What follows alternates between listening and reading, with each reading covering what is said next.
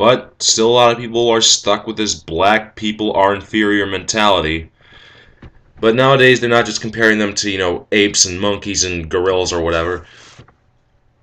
But a lot of them are comparing them to Homo erectus. And, well, first I'm going to address the flaws in the BBC's depiction of Homo erectus.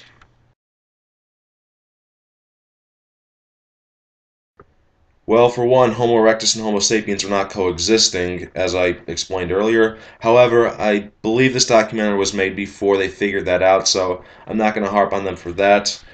Another problem was it's just the overall portrayal of that there's some kind of war between modern humans and ancient humans, as I explained before, that's not what happens, and they should have been able to figure that out. The third problem is Homo erectus was depicted as having fairly light skin, but they probably had a much darker skin, not because uh, dark skin is somehow more primitive or inferior. It's just that if you're running around butt naked in the tropical sun all day, and yes, Homo erectus probably wasn't wearing any kind of fur underwear, you're going to want to have dark skin, otherwise the sun is going to cook you. But it does seem like on the internet there's a lot of people who are comparing black people to Homo erectus. Like, I found this one page on Stormfront where one guy, Bill Quacker, wrote, when commenting on a reconstruction, notice how Homo erectus has short frizzy hair, the elongated lips, the wide flat nose, and the dark skin just like a black person. Guess where Homo erectus roamed? Africa. Well,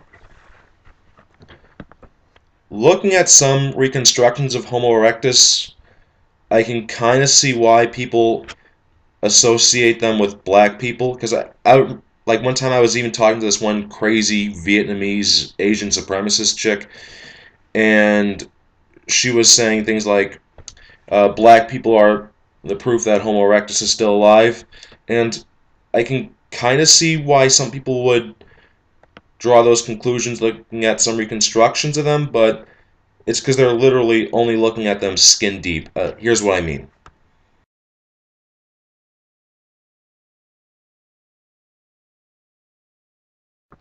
I even found these.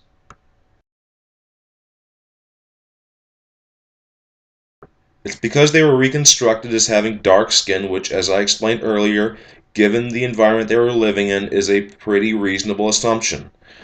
Did they have frizzy hair? Well, that's anyone's guess.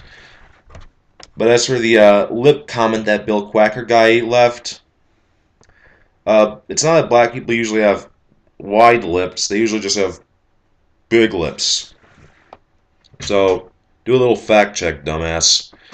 But here's some other reconstructions of Homo erectus without the uh, frizzy hair or dark skin.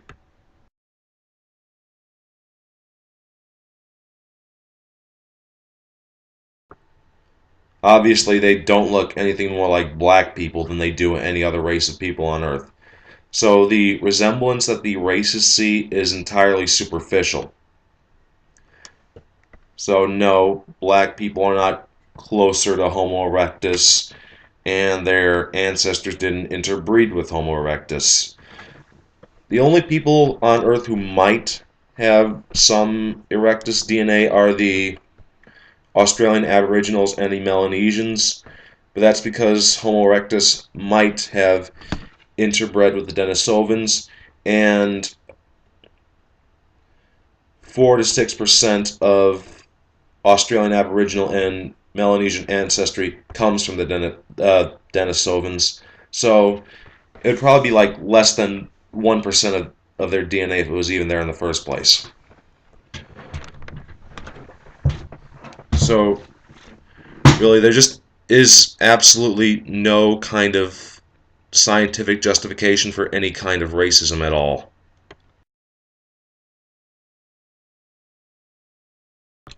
Yet, a lot of creationists like to say that evolution does justify racism, and they also like to attack Darwin's character claiming that he was a racist. Although, in reality, whether or not Darwin was a racist, or even for that matter, say a pedophile, murderer, or whatever, it would have no impact on the veracity of his theory. But, well, here's one quote that they often cite. Okay. The great break in the organic chain between man and his nearest allies, which cannot be bridged over by any extinct or living species, has often been advanced as a grave objection to the belief that man is descended from some lower form. But this objection will not appear of much weight to those who, from general reasons, believe in the principle or general principle of evolution. Breaks often occur in all parts of the series, some being wide, sharp, and defined, others less so in various degrees, as between the orang and its nearest allies, between the tarsiers and the other lemurids, between the elephant, and in a more striking manner between the platypus or echidna and all other mammals. But these breaks merely depend on the number of related forms which have become extinct. At some future period, not very distant as measured by centuries, the civilized races of men will almost certainly exterminate and replace the savage races throughout the world. At the same time, the anthropomorphous apes, as Professor Schaffhausen has remarked, will no doubt be exterminated. The break between man and his nearest allies will then be wider, for it will intervene between man in a more civilized state, as we may hope, even than the Caucasian, and some ape as low as a baboon, instead of as now between the Negro or Australian and the gorilla. That seems to be a pretty good indicator that Darwin was a racist, but here's another quote from the same book, The Descent of Man, 1871.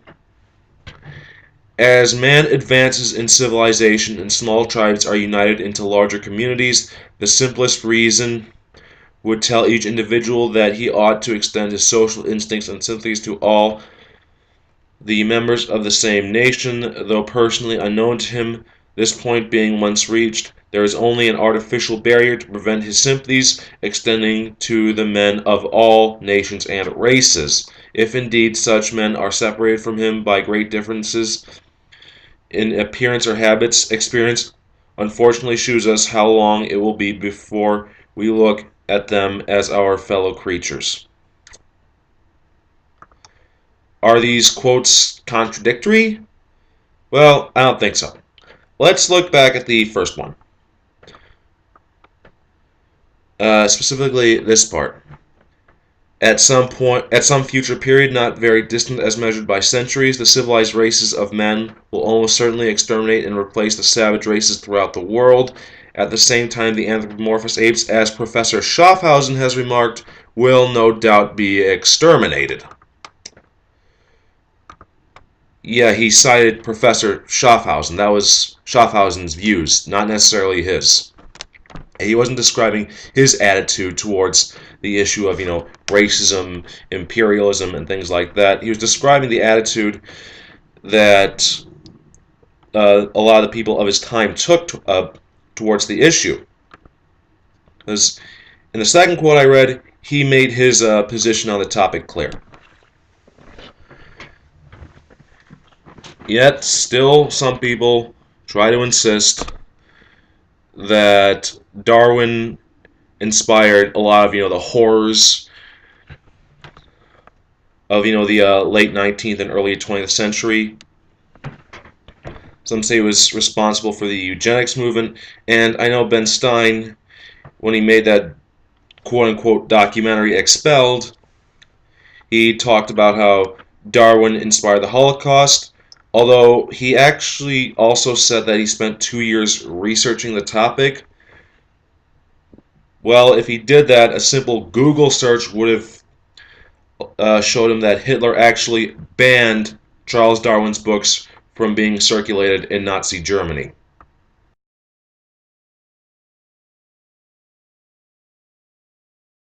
Now, by today's standards, Charles Darwin might not have been a perfect anti-racist, but by the standards of his time, he was a very progressive individual. He was a very outspoken abolitionist. He often got into heated debates with the crew of the Beagle on the subject. Unfortunately, many people also link Charles Darwin to eugenics, and it was actually his cousin who started the eugenics movement, and it was based on the idea that the impure elements of a population should be weeded out to make it stronger and stronger. But this is not in line with what Darwin wrote about. What Darwin wrote about is that it's not the strongest of a species that survive, nor is it the most intelligent. It's simply the one that's the most adaptable to change. And part of being adaptable to change is maintaining genetic diversity. Okay, this is something people have to understand about evolution. Fitness is all relative to the environment. What would be considered fit in one environment would not necessarily be considered fit in another. Okay, so and environments are always changing. So if you want to be adaptable, you have to maintain genetic diversity in your population. Now, it is true that most species that have ever existed weeded out genetic diversity as they became more and more specialized for a specific niche. Yeah, and that's what the Nazis wanted to do. They wanted to, purify the white race and have it, basically conquer the world. But, well, while most species tend to go down that route of, specialization, that's also why 99.9% of all species that have ever existed are now extinct, having left no descendants. So, again, there's absolutely no way evolution or evolutionary theory could justify any kind of racism. So I'm just going to conclude this with a little homage to Dusty Smith. Logic, monkeys!